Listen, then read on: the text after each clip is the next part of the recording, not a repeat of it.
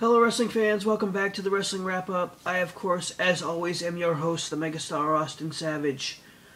This is episode 50 of the show. I just want to take a minute and say thank you to all the viewers out there who've supported the show through the first 50 episodes, and I'm very proud and honored to say that I've done 50 episodes and that people continue to watch the show.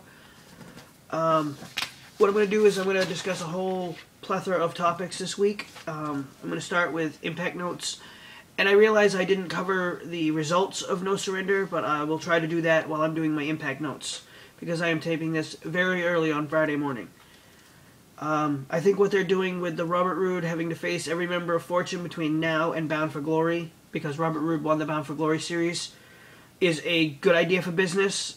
It'll give good competition for the next 4 weeks, which I think is only a plus. Can only be a plus. Kurt Angle, Bobby Roode for Bound for Glory looks really good. I would like to see Roode win the title. I'm not sure if he will, but I would like to say so, and he's my pick because I think Kurt Angle needs to focus on the Olympics. The Queen's qualifying for a 4-way knockouts title match. Velvet Sky qualified tonight. She moves on to the pay-per-view to face Winter and 2 other knockouts. Given the participants in this series, I feel it will be Winter defending the title against the already qualified Velvet Sky, Tara, and Madison Ring. Okay, moving on. WWE notes.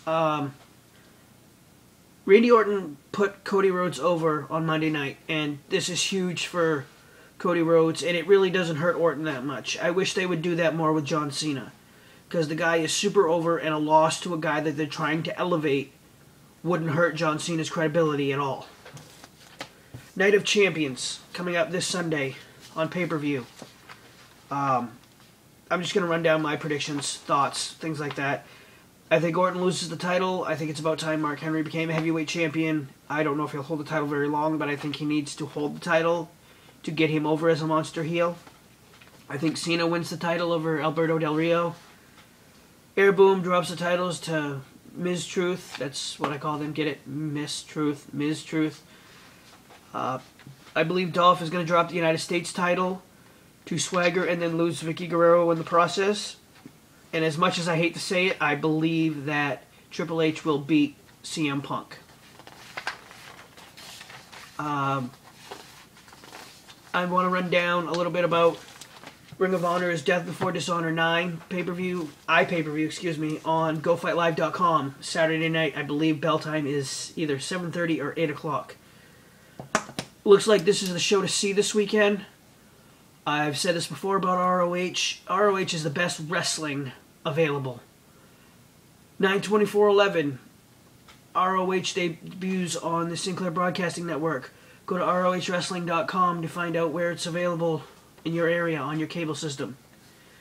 Ladder War 3 for a shot at the ROH World Tag Team titles between the Briscoes and the All Night Express. To me, this is a huge match. Hopefully it will finally end the feud. For ROH followers, you guys know what this feud's been about. For people that don't, YouTube it. It's incredible. They are 2 incredible tag teams.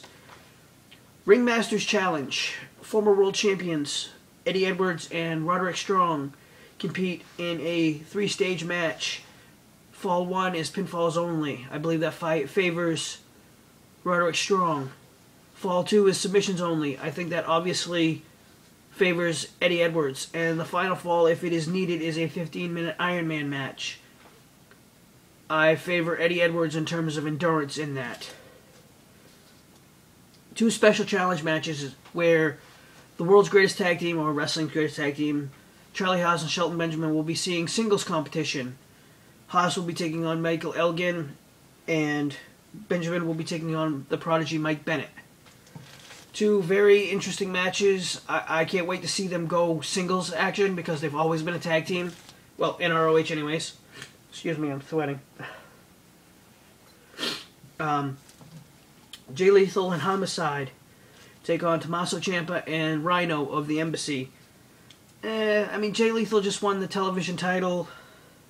Good for him. I'm happy for him. I'm glad to see him find success post-TNA. El Generico versus Jimmy Jacobs. this is like a long drawn-out storyline between El Generico and Steve Corino, which eventually I see them finally either burying the hatchet or fighting each other to the death, I guess. A three-way tag team match.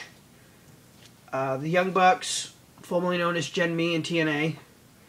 Future Shock, which is the team of Adam Cole and Kyle O'Reilly, which I've talked about on this show before. Incredible, incredible talent from both of these kids. Versus the Bravado Brothers. I don't know, kind of like a Mean Street Posse team, only they're brothers. I look for Future Shock to win this and move one step closer to the ROH World Tag Team titles.